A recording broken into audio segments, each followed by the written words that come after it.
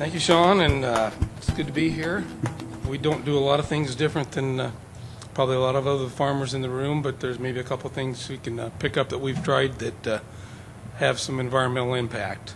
So as Sean said, we farm about 1,100 acres. My wife, Jean, and her son, Alex Zimmerman, that farmed with me.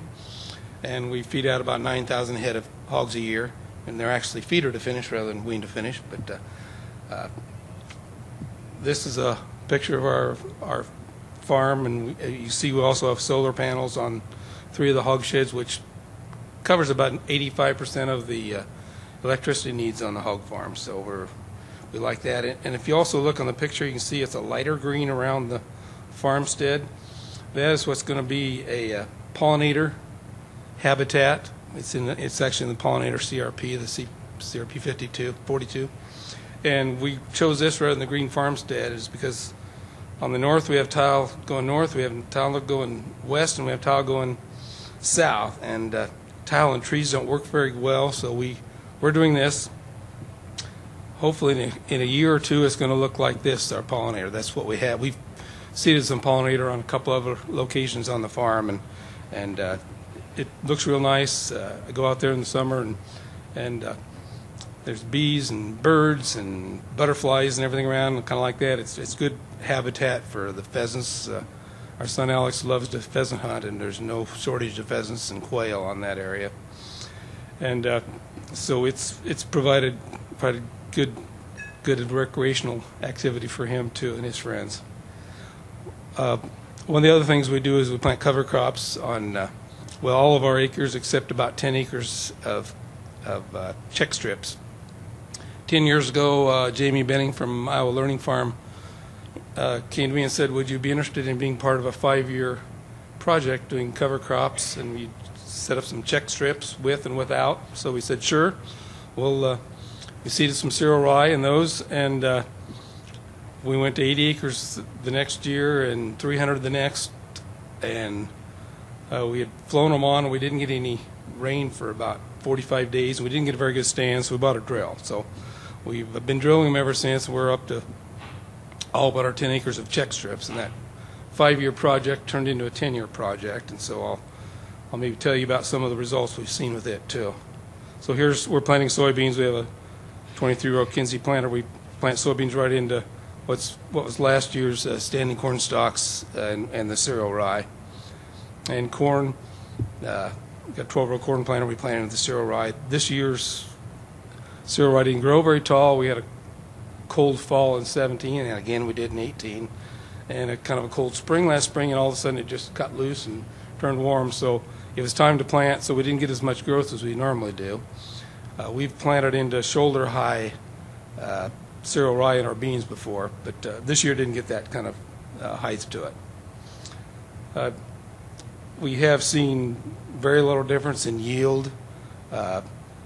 A lot of people complain about cover crops. Hey, I don't want to take the chance because it may cut your yield, but you may have to make some management changes. We put a little nitrogen on with the planter because the microbes are eating up those cover crops and turning into organic matter, and they need nitrogen to feed that. So there could be a short-time shortage of nitrogen for the crop. So we put on some of the planter, and then as it decomposes, it's released later on. So there's no shortage of nitrogen for the year. You just have to manage it just a little bit different. So we've had success with that. Last year on that particular farm where the strips, it was about a 4 bushel difference. The cover crops are actually about 4 bushels higher. I think it was at 277 and 273 in corn.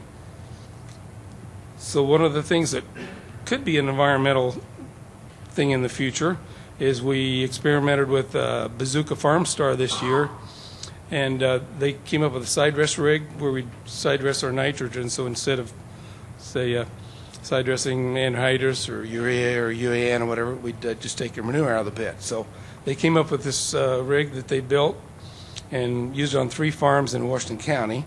So there's a picture of it, and I've got a video here that's, excuse my finger there for a little bit. Now this was right set up last night when we did it, but for some reason it's not now, and I don't know how to turn it quickly. So Steve Hill's in Washington. yeah, That's those steep hills. That's why we have to use cover crops, because the hills are so steep. We can't hold the soil there otherwise. So we have to look like this to see it. But talented tractor driver too. They can keep it there.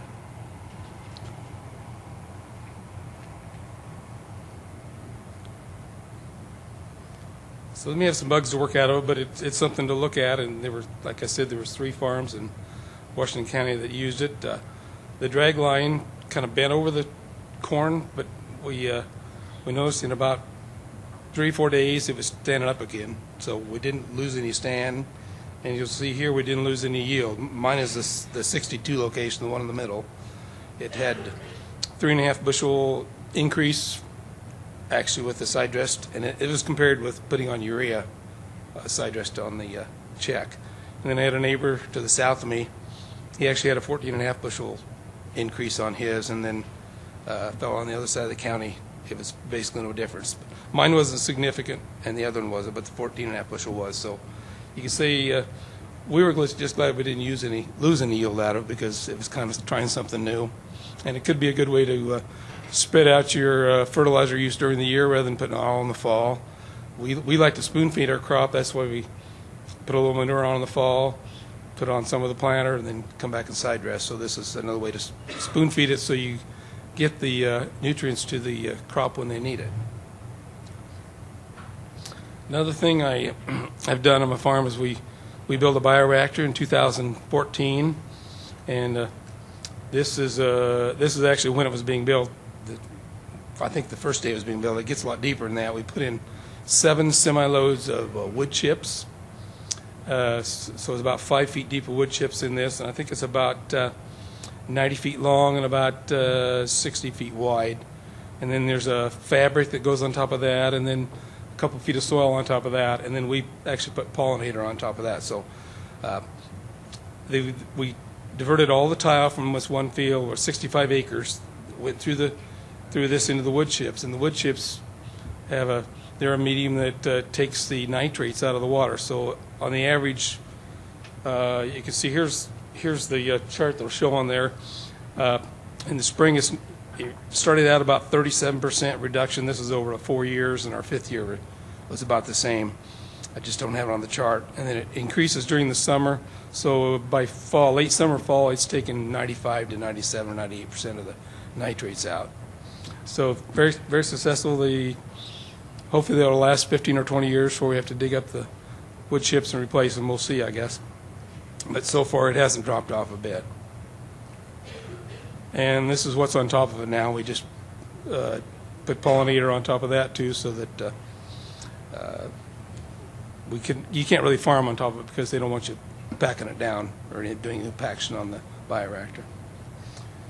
And you can see there's a monarch in the corner, and we see a lot of butterflies and birds and things out in the pollinator. Kind of back to our cover crops. This is after we quit flying them on, because we found out you don't get a very good stand if it doesn't rain for 45 days. We bought a drill, so we drill them all now. And so we're usually in the field same day or a day or two after the combine. We want to get them in as early as we can. And then we use low disturbance manure injectors. Of course, we follow a manure management plan and inject all of our manure. So we plant the cover crops immediately. We come back and put our manure on after November 1st usually. This year it even was a lot of us after December 1st because it was such a late fall, and we had a 13-inch snowstorm with the Sunday after Thanksgiving, so we still had a lot to do then. So it's still out, as you can see. We may still get some done yet this spring. And this is kind of what we like to see, is the rye coming up in all of our fields. As I said, it was a cold fall again. We didn't get a very good start, but this was 2 weeks ago, and then we've had 2 9-inch snows and a 6-inch snow since then. So you don't see anything now, but it's doing its magic there. The roots are underground and doing their magic. And through this 5-year study, which ended up a 10-year study, Iowa State and Iowa Learning Farms and Practical Farmers of Iowa have done several different studies and tests where the cover crop is versus the control, and we found about 35 to 40% more earthworms where there's cover crops. And they did a tea bag study where they buried 84 tea bags, and they dig them up and weigh them at every weekly intervals for about 6-7 weeks. And they found through that there's about 25 or 30% more but microbial activity too. So some of the things you can't see with the cover crops, the reason we started it was thinking for erosion purposes, and it does that, but there's these other soil health benefits that we're thinking are really worthwhile too. So that concludes my talk there. So there are my contact information if anybody wants that, and of course we'll be around for questions.